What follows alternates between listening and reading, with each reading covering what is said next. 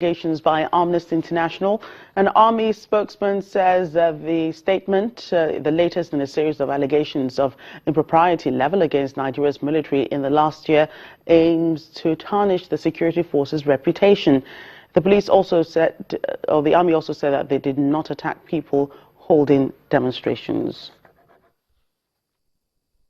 The National Bureau of Statistics says that the country's unemployment rate has risen from 12.1% in the first quarter of this year to 13.3% as at the end of the second quarter. The Bureau stated this in the unemployment report for Nigeria, which was released by the Statistician General of the Federation. In the report, the Bureau said the number of people that were unemployed or underemployed increased from 24.4 million as at the end of the first quarter to 26.06 million persons.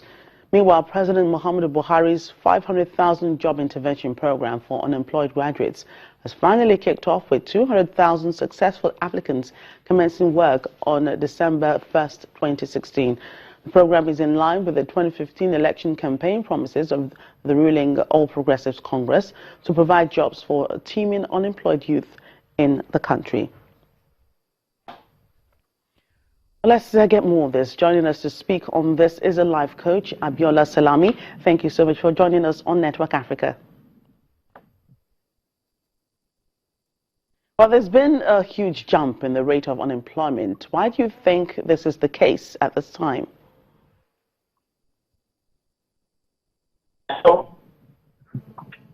Hello, can you hear me? I can hear you. I asked you why you think there's been an increase in the rate of unemployment in Nigeria. Oh, that reason is obvious. There's recession. Everybody knows about that. There's recession in Nigeria at the moment. That is obvious. A situation where even you have organizations laying off their staff, reducing staff overhead costs, reducing their staff strength.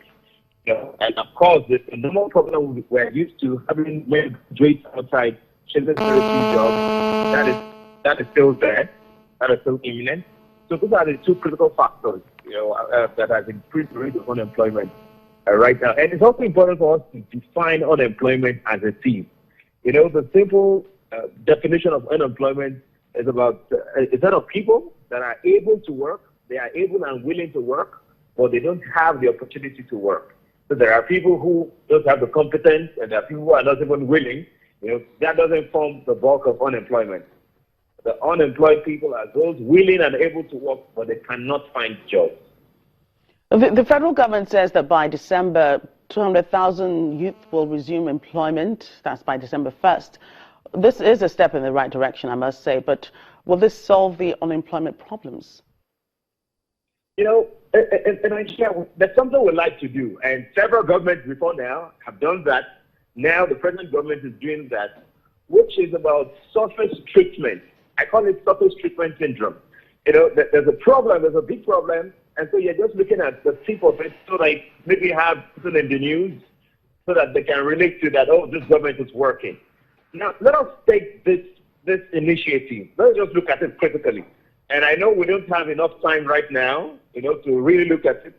But let us just look at a few things. First, this scheme says that they will employ 200,000 people, 200,000 young people out of the 34 million unemployed unemployed young people that we know in Nigeria. So first, it is said that they're employing 150,000 out of them to be teaching. How competent are these people to teach? Have they been trained to teach? Which schools will they be teaching? Another thing to look at is everybody will be earning 30,000 naira per month. That is whopping 6 billion naira every month. 6 billion naira every month. And I have said this again and again, that the government doesn't have any business providing jobs. The government's responsibility is to create an enabling environment, especially for the private sector, SMEs, to thrive in their businesses such that they can employ those people. So 6 billion naira per month. What other ways can the government invest this to improve the business environment that can easily take people and will paid this over 500,000 people more than 30,000 naira a month.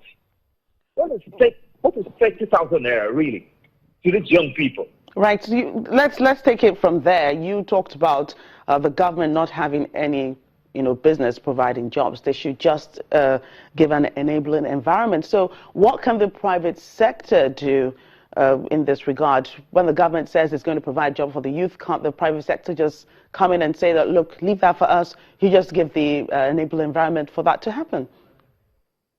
You see, there's ongoing conversation, and that conversation did not start today, or it's not starting with this interaction I'm having with you right now.